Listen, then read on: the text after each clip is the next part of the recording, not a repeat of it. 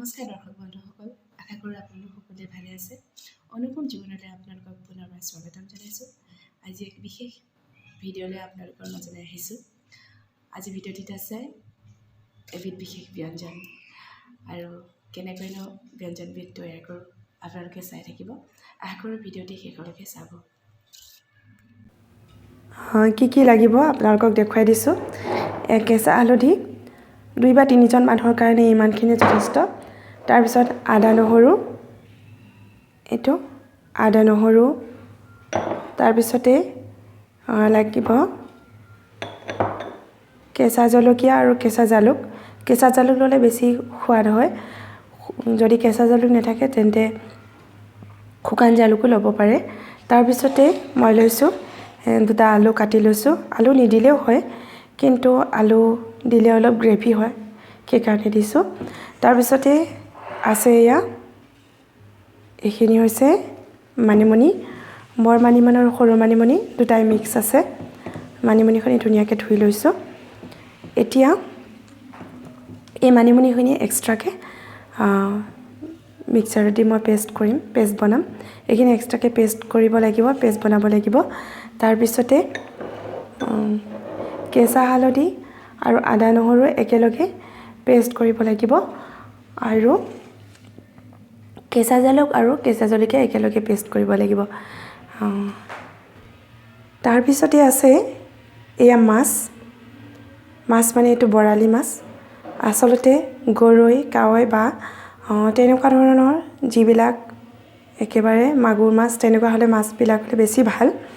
কিন্তু আজি যিহেতু বৰালি মাছে আনিলে, মই বৰালি মাছৰ লগতে বনাম। আৰু মাছ নোহোৱাকৈও বনাব পাৰি এবিধ ব্যঞ্জন। এয়া পেষ্ট ৰেডি হৈ গৈছে, আদা নহৰু আৰু হালধি পেষ্ট। তাৰপিছতে এইখিনি মানিমুনি এনেকৈ গুৰি নকৰিলেও হয়, কুটি দিলেও হয়, মই পেষ্ট কৰি লৈছোঁ। তাৰপিছতে এয়া কেঁচা জালুক আৰু কেঁচা জলকীয়া পেষ্ট, সকলো ৰেডি হৈ গৈছে। এতিয়া কেনেকৈ বনাওঁ চাই থাকিব। মাছটো অলপ ফ্ৰাই কৰি ল'ম, তেলটো গৰম উঠক। মাছখিনি অলপ ফ্ৰাই কৰি ল'ব লাগিব, অলপ কৰিলেই হ'ব, বেছি কৰিব নালাগে। বৰালি মাছ বহুত ফাটে, সেইকাৰণে দিয়ে লগালগ ঢাকোন মাৰি দিব লাগিব। বৰ ফাটে, এতিয়া ফুটা নাই, মই ঢাকোন এখন মাৰি দিছোঁ, অলপ পিছত উলিয়াম। মাছটো ফ্ৰাই কৰি হৈ গ'ল, এতিয়া বনাম। এইখিনি আলুখিনি যিহেতু সিজিবলৈ টাইম লাগে, গতিকে আলুখিনি প্ৰথমে দি ল'ব লাগিব। আলুখিনি অলপ সিজাই ল'ম এতিয়া, এনেকৈ লৰাই অলপ সিজক, ঢাকি দিব। এই আলু সিজা হৈ গৈছে। এতিয়া আলুখিনি যিহেতু সিজিছে, এতিয়া আমি এইখিনি দিম, আদা নহৰু আৰু কেঁচা হালধি পেষ্ট আমি এনেকৈ দি দিম। তেলত অলপ এনেকৈ লৰাই দিব। জুইটো অলপ কমাই দিলে ভাল, তেতিয়া নধৰে।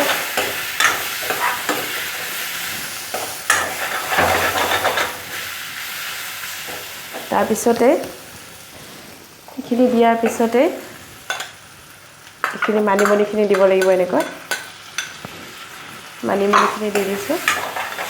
এতিয়া ভালকৈ মিহলি কৰিব লাগিব, ইয়াত তেল সোমোৱাকৈ, আৰু নিমখ দিব লাগিব অলপমান। নিমখ সোৱাদ অনুসৰি দি ল'ব।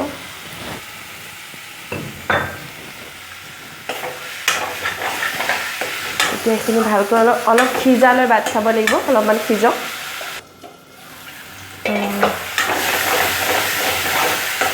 সিজিছে আৰু অকণমান, ইমান বেছি নকৰিলেও হয়, অলপ সিজাই ল'লে হ'ল। কালাৰটো ধুনীয়া আহিব। এতিয়া ইয়াত পানী ঢালি দিব লাগিব। জোখমতে পানী ঢালি দি ল'ব লাগিব যিমান কণ আমি খাওঁ আৰু যিমানখিনি আমাক লাগে বেছিকৈ দিছোঁ এটা কাৰণে উতলিলে সোৱাদ আহিব তাৰপিছতে এই ফ্ৰাই কৰা মাছখিনি এতিয়া ইয়াতে ঢালি দিম আৰু ঢালি দি এতিয়া এইখিনি উতলাব লাগিব যিমান পাৰে সিমান উতলাব লাগিব আলু সিজাৰ পাছত বস্তুখিনি আমি চাম এয়া ধুনীয়াকৈ উতলিছে আৰু যেতিয়া উতলিব তেতিয়া অলপ জুইটো কমাই দিলে মানে ভাল আলু সিজিছেনে নাই চাই দিওঁ আলুটো আধা সিজিছে আৰু আলু আৰু অলপ সিজালৈ বাদ চাওঁ তাৰপিছত আলু সিজিব তেতিয়া এনেকৈ আলু অলপ ভাঙি দিব লাগিব তেতিয়া গ্ৰেভি হৈ যাব তাৰপিছতে নিমখ জুতি চাম এয়া সম্পূৰ্ণ উতল যেতিয়া আহিলে সকলোবিলাক সিজি গ'ল এতিয়া আমি দিম এয়া পেষ্ট কৰি থোৱা কেঁচা জালুক আৰু কেঁচা জলকীয়া যিখিনি গুড়ি সেইখিনি আমি ঢালি দিম এনেকৈ দিলে বহুত ভাল গোন্ধ এটা আহে কেঁচা জালুকৰ আৰু কেঁচা জলকীয়াৰ সোৱাদযুক্ত গোন্ধ এটা আহে বহুত ভাল লাগে তাৰপিছত এতিয়া অলপমান উতলিবলৈ দিম চাওক কালাৰটো ইমান ধুনীয়া হৈছে চাওক যেনেকুৱা দেখিবলৈ ধুনীয়া তেনেকুৱা আচলতে সোৱাদো হয় অলপমান এতিয়া উতলাই পেলাই আমি এতিয়া অলপ উতলাই বন্ধ কৰি দিলে হ'ল এতিয়া এইখিনি হৈ গৈছে আমি গেছটো অফ কৰি দিওঁ